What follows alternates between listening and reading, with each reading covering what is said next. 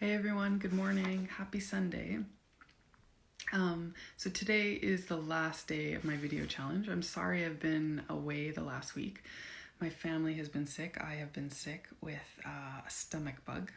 'Tis the season, it's spring.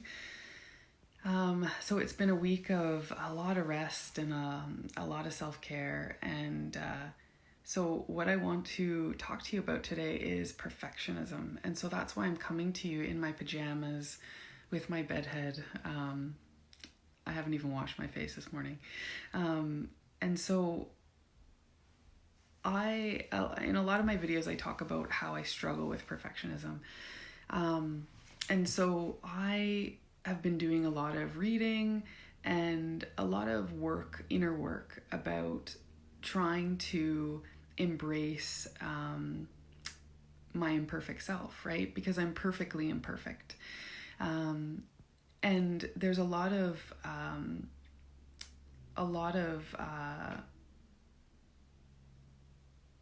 lightness that comes by letting go of that heaviness of perfectionism. And perfectionism is really, really self-destructive. It's very, very addictive. And really the root of perfectionism is a really deep-seated thought that we are unworthy. And so we generally, when we're striving for perfectionism, is that we really believe that we are not worthy, that we have little self-worth, pretty low self-esteem. And that unworthiness is really a sense of we don't deserve to be loved or to belong. We don't believe that we deserve success. We don't believe that we deserve to be seen or heard or are of any value in our society. And that is so detrimental. It's so detrimental in so many ways. And really, we also have this belief that in order to be worthy, that there's prerequisites. So we have to have a certain job in order to be deemed successful. We have to achieve a certain weight goal in order for us to be worthy of love or acceptance or a good relationship. So we have all these prerequisites of things that we need to achieve in order for us to feel worthy. But the reality is that we are worthy, period. There's nothing that we need to achieve or to work towards in order to earn worthiness. We are worthy from the moment we are born until the day that we die, period. And many of us, I think many women, don't believe that. For some reason, our society has told us differently. The way that we grew up, our families have somehow made us feel otherwise. And I think part of that is that, we live in a society where people don't show their vulnerability and we don't talk about these things. And so being in our head is a very dangerous place because there's secrecy and there's judgment and there's fear that's perpetuated there. And so there's a lot of false advertising. And we begin to believe those stories as truth when they're not. And so really the purpose of perfectionism is to really avoid us from feeling shame and judgment and blame. And the reality is, if we're trying to avoid feeling our feelings, that's really dangerous because that's where the self-destruction comes. And it doesn't allow us to be present and live an authentic life if we're not holding space for ourselves to feel. So when we're unable to show ourselves self-love or compassion, which are essentially the cornerstones of living an authentic life, we essentially are unable to love other people, right? If we don't love ourselves, we can't give what we don't have.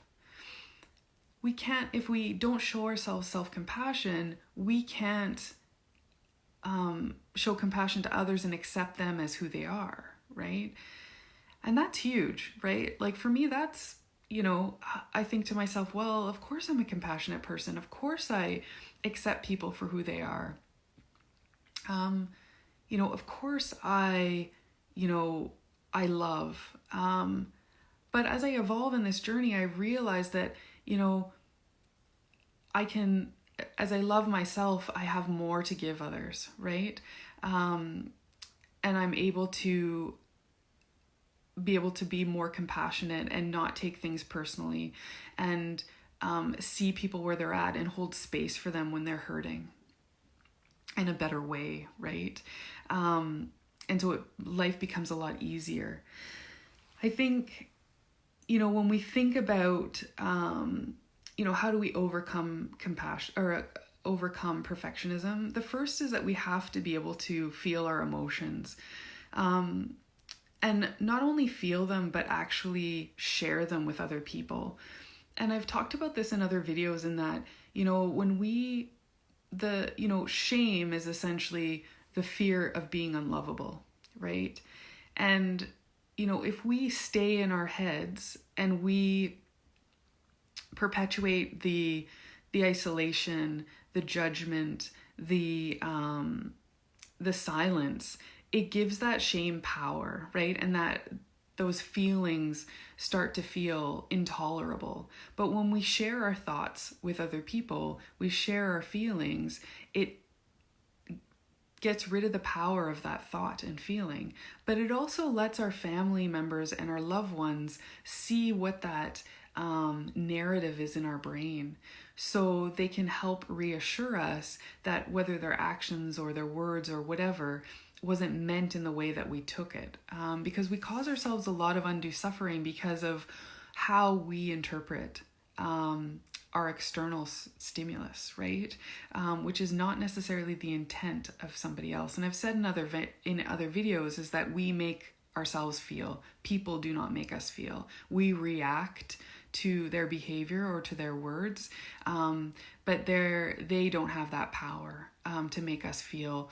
We internalize that stimulus, and then we choose an emotional reaction to be according to that. I think the second thing that we need to do is we need to acknowledge that we are worthy, that we are born with worthiness, period. And that doesn't come with a prerequisite. There isn't something we need to earn. There isn't a weight that we need to achieve or a body image that we need to look like. There isn't a specific amount of education that we need to achieve, or a certain job title. We are worthy, period. Each and every one of us.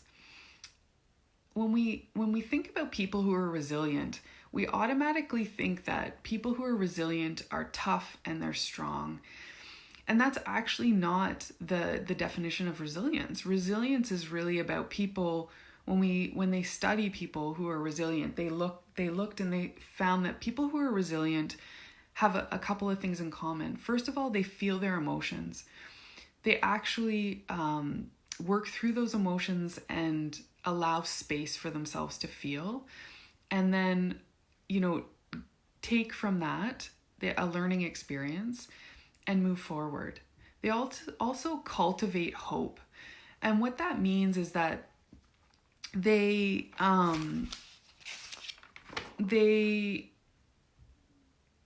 set goals, they persevere, they are not scared of the naysayers in the background. They just push themselves through. They're not scared of being seen or heard, and they feel like they have value, right? They also have a huge sense of gratitude, and so they look in every moment and every day for things that they can be grateful for. So it doesn't have to be the big things, right? It can be the little things, like you woke up today. You have running water to brush your teeth. You have clean water to have a shower every day, a hot shower. A lot of people, we're very privileged. And so I think sometimes we take for granted those privileges, and it's important to honor that, being able to be grateful for it being spring, and for us in the prairies, for us of just getting some rainfall. I'm very grateful for that, because our poor farmers are in a drought and are really suffering right now. So, those are my thoughts on perfectionism this morning. Oh, and the last thing, when we think about people that are resilient, is that they have fun and they're creative.